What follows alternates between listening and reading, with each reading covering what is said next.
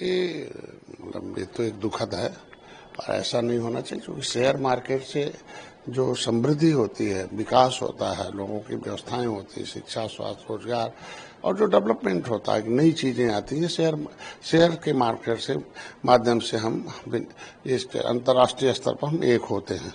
लेकिन कुछ ऐसे राजनीति शेयर जो है एक राजनीति का भेंट चढ़ रहा है, जिस तरीके से अमेरिका में लोगों को निर्णय लेने के नाते कि भाई कोई भी चीज हो, अगर आप आदान प्रदान का समझौता किए हो कि एक टैरिफ का जो सिस्टम है कि हम इतना परसेंट लगाएंगे, इतना परसेंट होगा, तो जब समझौते के हिसाब से व्यापार समझौता है तो समझौता आप एक तरफ से नहीं तोड़ सकते आप, और उस पर बैठक होनी चाहिए कि भाई हम कुछ परसेंट इंक्रीज कर सकते हैं हमारी अर्थ। अब अचानक आप समझौते को ब्रेक कर दो कि नहीं, एक दूसरे माध्यम से ब्रेक करो कि नहीं हम ज्यादा लगाम लगा देंगे तो हमारे यहाँ कोई लेगा नहीं, बेचेगा नहीं हो हमारा देश। तो एक इंडिविजुअल करके वहां का भी नुकसान है और दूसरे देश का भी नुकसान है। तो अब मान लीजिए हमारे यहाँ चाइना का बहुत माल आता, हमारे यहाँ जापान और देशों के माल आते हैं, तमाम विदेशों, अगर हम भी टैरिफ हमारे भारत लगा दे तो हम भी आत्मनिर्भर होना आवश्यक है। लेकिन ऐसा नहीं है कि हम विकास रोककर आत्मनिर्भर बने, विनाश करके आत्मनिर्भर बने। आत्मनिर्भर ऐसे नहीं बन सकते ना, क्योंकि अब दुनिया ग्लोबलाइज हो गई है।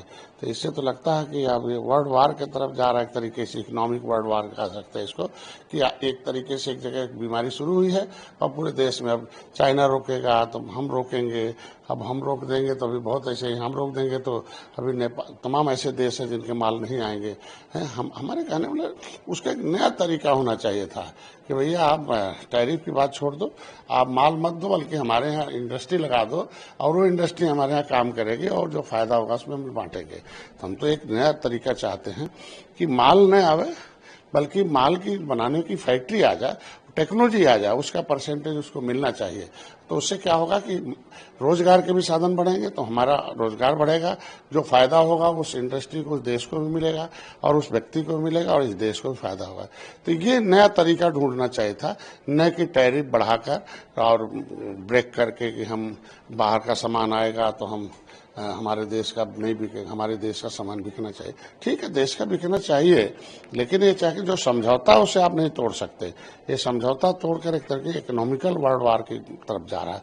तो ये मतलब दुखद है, इस पर विचार करना चाहिए पूरे दुनिया के सभी राष्ट्राध्यक्षों को मिलकर कि एक दूसरे के साथ जो समझौते हुए व्यापार, ये व्यापारिक समझौते का, अब कह रहे हैं कि भाई हम विश्व व्यापार संघ को कोई नहीं जानते हैं, तो अगर मान लो विश्व स्वास्थ्य संगठन कह दे कि हम नहीं देश में दुनिया में देखेंगे, तो उसी की एक छोटी सी चूक है कोरोना।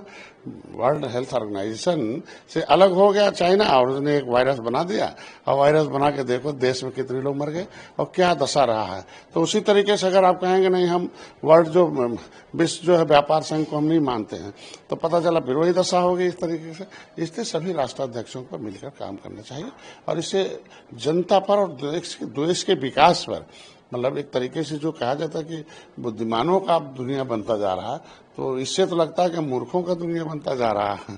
इससे तो यही साबित होगा ना, लोग भविष्य में इतिहास में पढ़ेंगे तो ये कहेंगे कि साहब एक समय ये भी था कि उसमें बुद्धिमानों के देश में, दुनिया में एक मूर्खों का भी एक दौर चल गया था। ऐसा नहीं होना चाहिए। हमको लगता है कि सारे राष्ट्राध्यक्षों इस पर विचार करना चाहिए। लेकिन डोनाल्ड ट्रंप ने जब वो वाशिंगटन लौट रहे थे उस समय उन्होंने कहा कि कभी कभी आपको कुछ ठीक करने के लिए दवा लेनी पड़ती है, तो कहीं ना कहीं उन्होंने इस फैसले को, तो ऐसा नहीं है कि उनको, अगर वो कितना करेंगे, अमेरिका कितना आत्मनिर्भर है। हम कह रहे हैं कि अगर आप कुछ दिन बाद हम कहते हैं कि जितने भारतीय गए हैं अमेरिका में और टेक्नोलॉजी जो हमारे इंजीनियर्स हैं, जो उनके जो आईटी सेक्टर चलता है, और वो कहते हैं, हम कहते हैं कि हम वापस लेते हैं, हम वापस लेते हैं, नहीं दोबारा हम आने नहीं देंगे, तभी देखो तब अभी तो सब ध्वस्त हो जाएगा। हमको लगता है कोई आईटी अमेरिका का नहीं चलने वाला है। 60% से ज्यादा इंजीनियर हमारे उनके यहाँ काम करते हैं। तो ये की तरफ मत पहलू देखें कि हम ब्रेन बैंक भी देखें, तो खाली आप जो है मनी बैंक देख रहे हो, ब्रेन बैंक नहीं देख रहे हो। तो ब्रेन बैंक भी देखना चाहिए, और ऐसा नहीं है। अब देखिए राजनीति ठीक है, राजनीति होनी चाहिए, लेकिन इस तरीके से राजनीति नहीं होनी चाहिए जिसमें अर्थव्यवस्था पर नुकसान पहुंचे, क्योंकि अर्थव्यवस्था को गुलाम बनाकर लंबे समय तक पूरी दुनिया में बहुत नुकसान हुआ। लोग स्वतंत्रता लाने में बड़ा टाइम लगा। स्वतंत्रता का मतलब अर्थव्यवस्था की स्वतंत्रता हो, तो अर्थव्यवस्था की स्वतंत्रता ऐसा थोड़ी है कि हम व्यवस्था चौपट करके स्वतंत्र होंगे।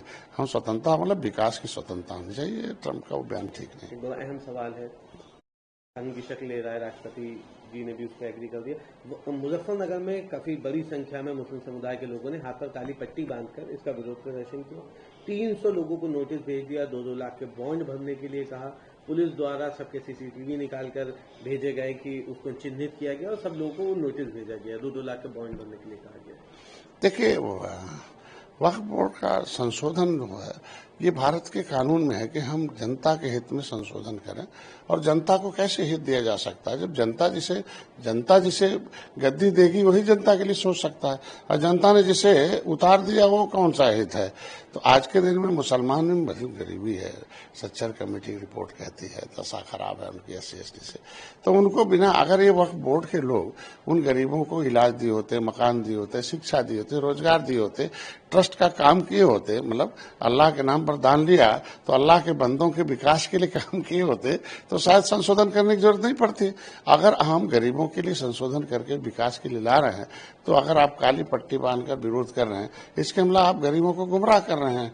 और गुमराह करना, लोगों को गलत मैसेज देना, ये जो है एक गैर कानूनी है। और शासन प्रशासन की जिम्मेदारी बनती है कि शांति व्यवस्था बनाना, सुरक्षा देना, लोगों के अंदर भ्रम न फैले, ये सब करना शासन का काम है। विपक्ष लेकिन कह रहा है कि अभिव्यक्ति की आजादी पर आप लोग रोक लगा रहे हैं, मुझे स्वतंत्र रूप से प्रदर्शन भी नहीं करने दिया जाएगा। नहीं, अभिव्यक्ति क्या, अभिव्यक्ति तो सदन में बोल रहे थे, जिसको जो बोलना था बोला आपने।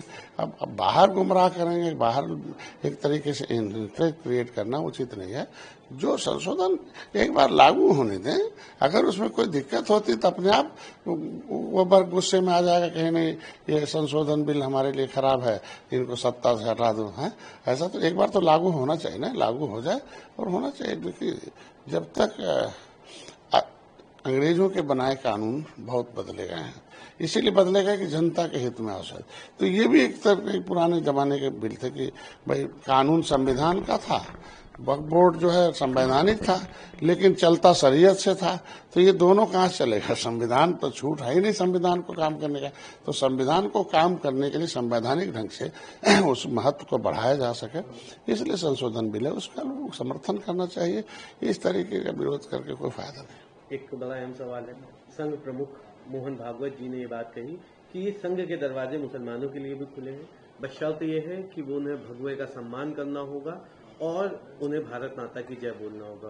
ये जगह सिर्फ उन लोगों के लिए नहीं है जो औरंगजेब के वंशज है। तो सही है, कहा भाई अब रहेंगे भारत में, गाएंगे विदेश का। तो जिन्हें पसंद नहीं था हिंदुस्तान, वो छोड़कर चले गए, वो पाकिस्तान चले गए, बांग्लादेश चले गए, अब रो रहे हैं बेचारे जो है। तो जिन्हें आज भी औरंगजेब पसंद होगा, जिन्हें क्रूर वो शासक पसंद होंगे, जिन्होंने हजारों महिलाओं को जोहार करना पड़ा हो, तो ऐसे क्रूर शासकों को मानने वालों को कौन सी जगह? अरे मैं जाल बिनने वाले को जला कहते हैं, घना जाल हो जाए जुलाओ, उसने धर्म बदल दिया, अंसारी हो गया। तो ऐसी स्थितियों में 80% तो बेचारे मुसलमानों पर घर नहीं है, द्वार नहीं है, उन्हें आप औरंगजेब का जो है आदर सिखा रहे हैं। तो हमको लगता है कि भगवत जी ने सही कहा, उसका समर्थन होना चाहिए। एक आखिरी सवाल रहेगा, भाजपा ने रविवार को आरोप लगाया कि कलकत्ता में रामनवमी का जुलूस में भाग लेने वाले हिंदू श्रद्धालुओं पर हमला किया गया, उनके वाहनों के तोड़फोड़ की गई। आप किस तरह से देखते हैं? मानसिकता है ना औरंगजेब वाली मानसिकता है आज के दिन में, इतने साल से है। अगर चाहते तो यहाँ के लोग मुसलमान को 14-15% होंगे, उससे बाकी लोग तो इस देश के हैं। तो ये उनकी एक छोटी खराब मानसिकता, और नेता उन्हें उकसा देते हैं। तो वहाँ की जो व्यवस्था है, वो नेता जो संरक्षण दे रहे हैं उसके वजह से है, और ऐसा नहीं, उसकी निंदा करते हैं।